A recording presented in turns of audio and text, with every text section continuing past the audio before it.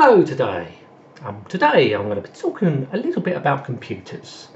Not really nothing in depth or nothing like that, but where did it all start from? I think it started years, I don't know, probably near enough the Second World War. I think the first computer, electronic computer.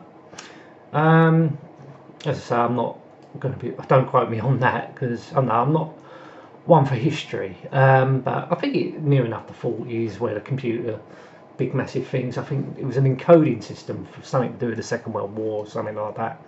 But then computers started to revolutionise in companies, and I think it's the 1970s that they started making home computers. I don't know what the first home computer was. I always thought it could have been something like the Commodore PET. It was an all-in-one sort of monitor, keyboard, sort of the all-in-one unit started to come out. Yeah, so I think the Commodore PET was sort of like the first thing in the 70s. I'm not talking about game consoles here, I'm just talking about computers.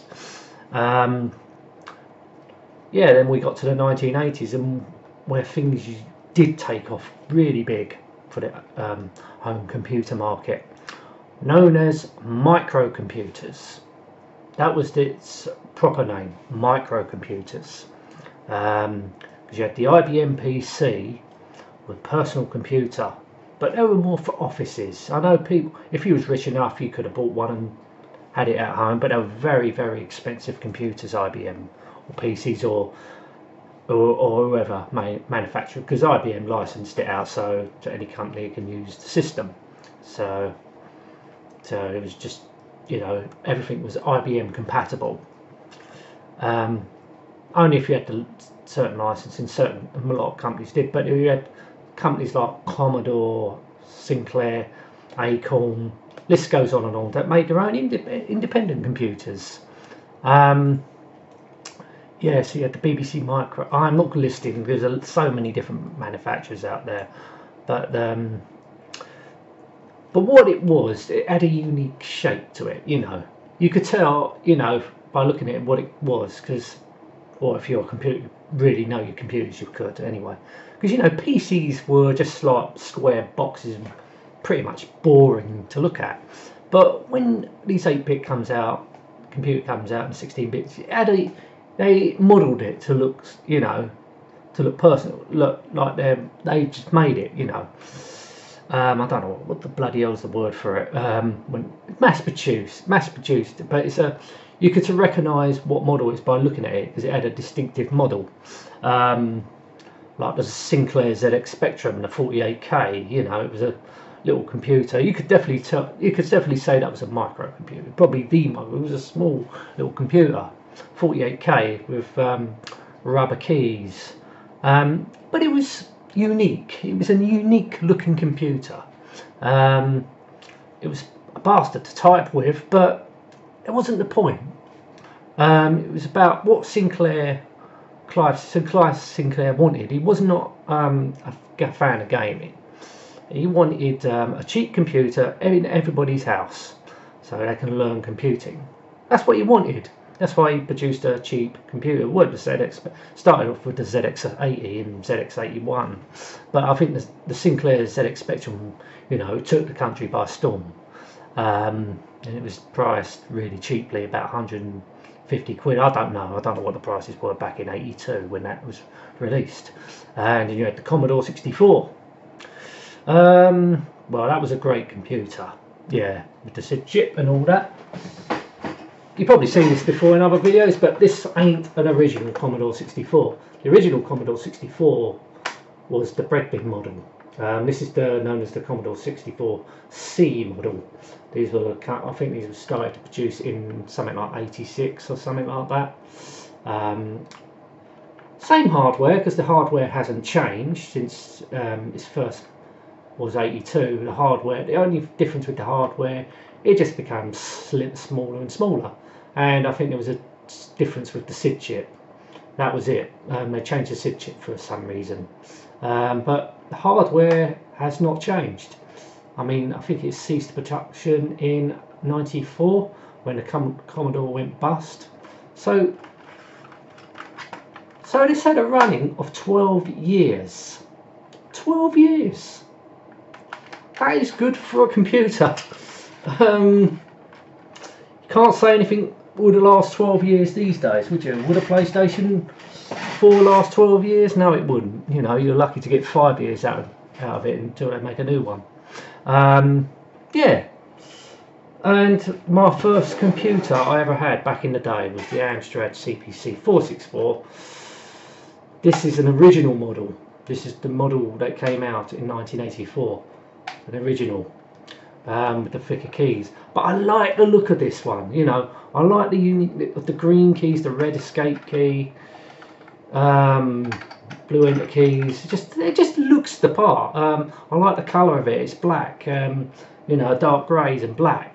Really looks the business. You know, I see why Amstrad went for this look, because the prototype model was the cream colour, and that just basically looked like just like PCs of the day. I really don't like that creamy colour on computers. Like, same with the Commodore 64 and the Amiga. I think they went for that colour because maybe the plastics were cheaper, I don't know. But, you know, with the Amiga, if Commodore Amiga come out in something like this colour, I don't know. I mean, it didn't, so that's what we're pretty much used to. But or the Commodore 64, I know the Commodore 16 did. You know, that come out in black colour. Shame they didn't make the Commodore 64 in that colour and brought the 16 out in. You know, the Commodore 16 was basically a gap in the market computer. You know, the Commodore 64 was much advanced than the Commodore 16. I don't know why they brought out the Commodore 16. It's just, I don't know, so they can keep. Yeah, as I said, it's a gap in the market, so they can compete with like lower end computers. I don't know. The BBC, no, that was a sophisticated computer for its time. It came out in '81, I guess, but it didn't see many going into the homes. I think it was quite an expensive computer. It was very capable for its time. I mean, it used to do the teletext on years ago, the old teletext. So it was quite a capable machine, but it was very expensive. And it saw it more in schools, educational area, like with those big Z8, was it the Z8? Not the Z80s. Is it the 480Z? The 480Z computers, the big black things, metal made of metal, and really heavy things. There's the 480Zs. I think they're made by a research machine called the Link or the Chip or something like that, but big massive computers. They look bloody horrible and all, and they would come up with a later model. It was a creamy sort of beigey sort of colour that we commonly see, like with the Amiga and the Commodore 64. It was a big massive machine, the 480Zs. That's what we had at school. You know, we didn't have no sophisticated PCs when I was at school. I think later on when they got these cheap research machine things, and all sorts of crap. Yeah, it was basically a cheap PC, but yeah, well, I mean, it was all over school, but with the old green screens. God, bloody hell, we had the old green screens. I hate to, if I walked into a school today, I can only imagine they've got all these sophisticated computers, all these PCs now, probably little things like that. Like, get pretty cheap these days. But as I say, back in the day, PCs were very expensive computers. I mean, you had to run your own business, being a very high job to afford to buy a PC back in the day. But now PCs very affordable, isn't it? It's just, I mean, and another thing was the second-hand market. The second-hand market on computers were very big. In some cases, you was probably better off buying a second-hand computer back in the early 80s. I mean, my mate, the first time I had saw a ZX Spectrum was my mate's. Little ZX Spectrum, it come in a case, yeah, all sorts of stuff with it. It was second-hand. As I say, if you can get a good one second-hand back in the day, you got yourself a bargain. Maybe someone just had enough of it, wanted to sell it on. Usually sell it on like something ridiculous, like £100, and you get your computer and a shitload of games with it. you know, if you did that, you was getting yourself a bargain. It was a bargain, you know, buying second hand at the time. Because you get buying brand new, yes, you got the guarantee it's brand spanking new out of the box, but you don't get hardly anything with it. At least with second hand, you get all sorts of stuff. Maybe a couple of joysticks thrown in, say all these different peripherals that could have been included. You know, you got yourself a deal when you bought second hand. Anything like Commodore 64, there was a lot of second hand Commodore 64s. As I say, with games, peripherals, whatever. If you was lucky enough, and you get them at a good price. Because computers back in the day were pretty reliable. If you looked after them, they are pretty reliable. You know, they was made to last. So, as I said, depends how much long you used it. But you know, this computer here is over 30 years old. Still works great. I don't think it was hardly used when my mate had it, but this wasn't mine, it was my mate's. I mean, my first Amstrad computer, I totally used it every single day. I eventually wore the tape drive out, and it broke, so I had to buy another one. So I had back in the day, I had three Amstrad computers, because every one I had developed a fault. I think I had another one that developed a fault with the monitor. So it was cheaper to just to buy a complete set second hand and buy a brand new monitor. So yeah, that's what happened. So I had three of them back in the day. I had two Amigas, Amiga 500 and Amiga 1200. The Amiga was a good computer. I'm so glad that I had the chance to own an Amiga. That was my Amiga 500 was second hand. Come with a lot of games, you know, joysticks, you name it. Yeah, got a good deal. I bought my Amiga 1200 brand new because they were just the top prices of them just tumbled down, so I was lucky to buy one. Yeah.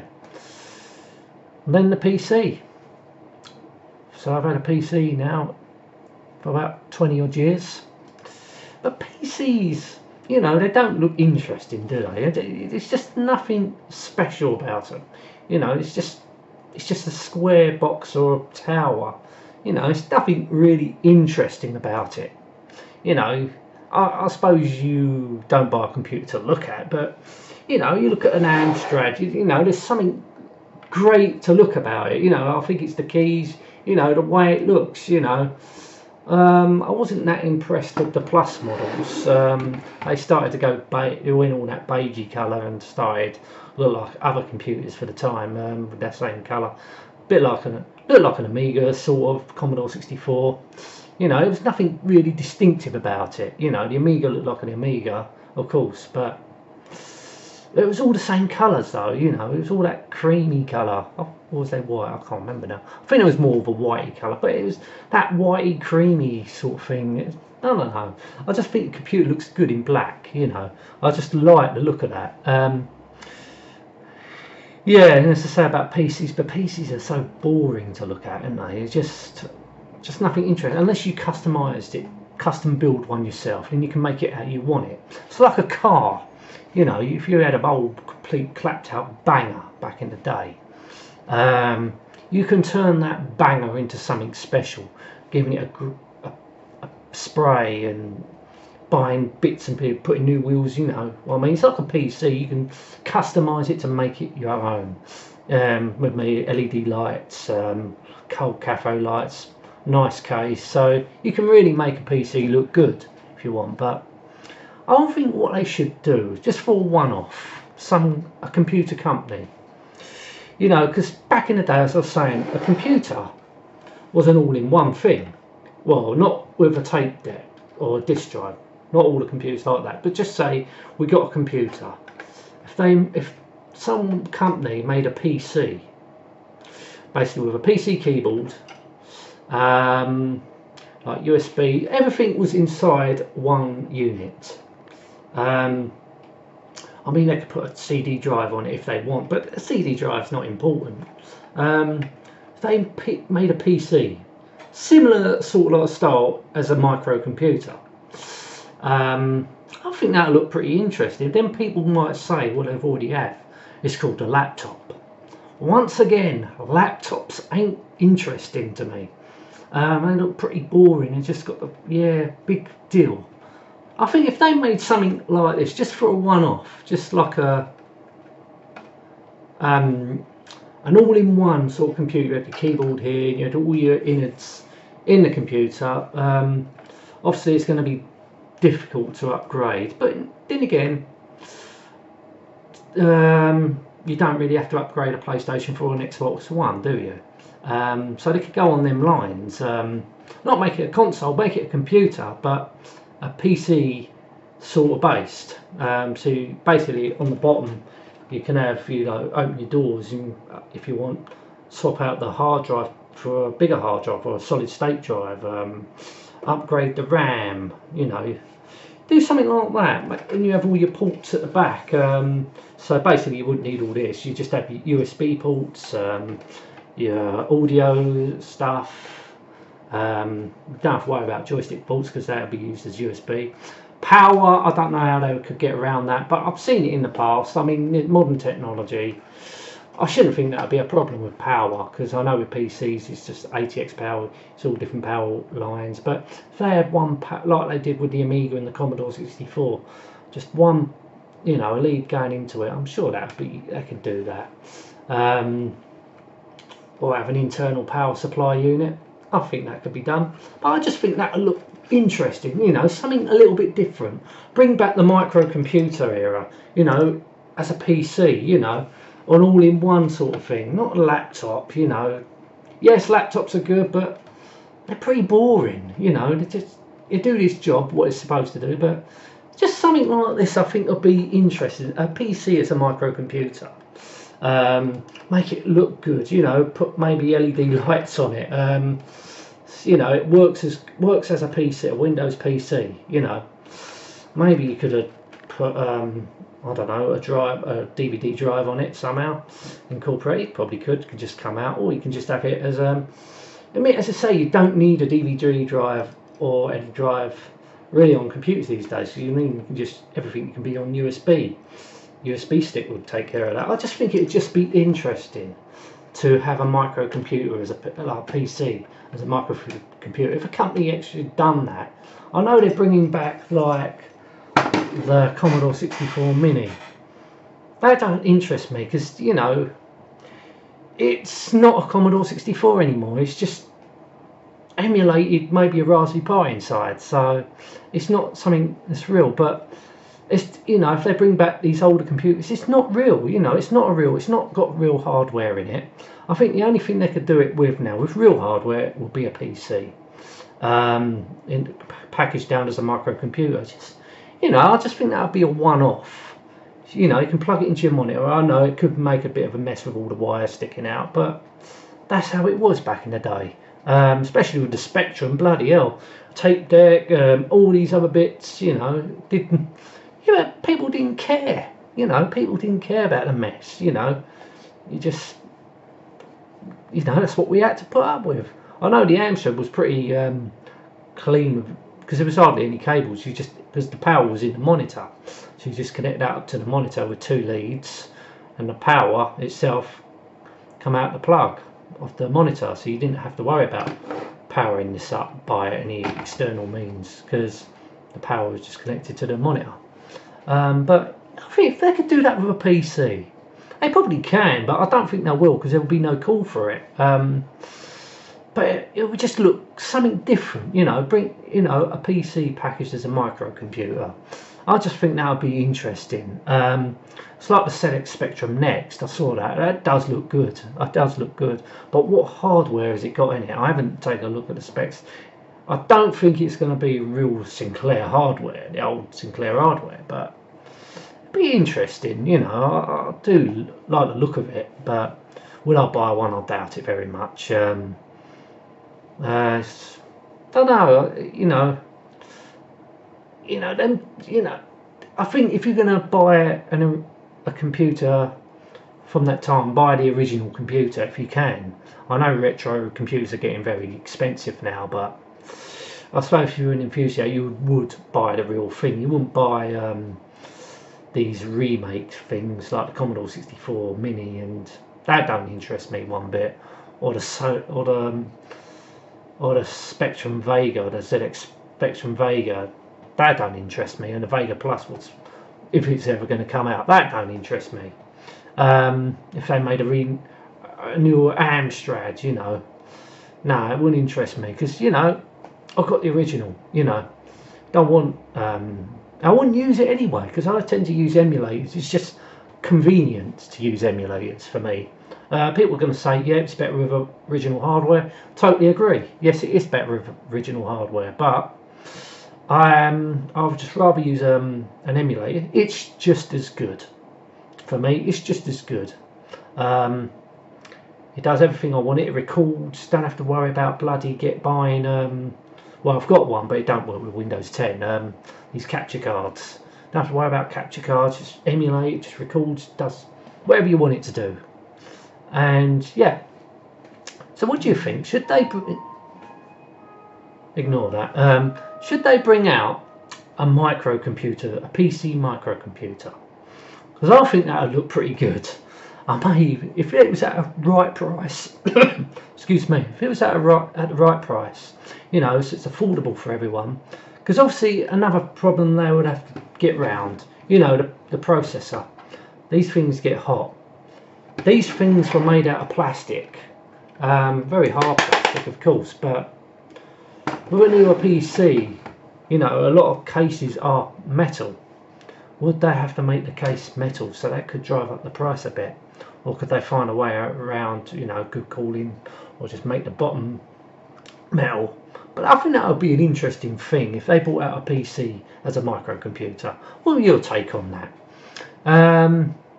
Yeah, computers, that's it.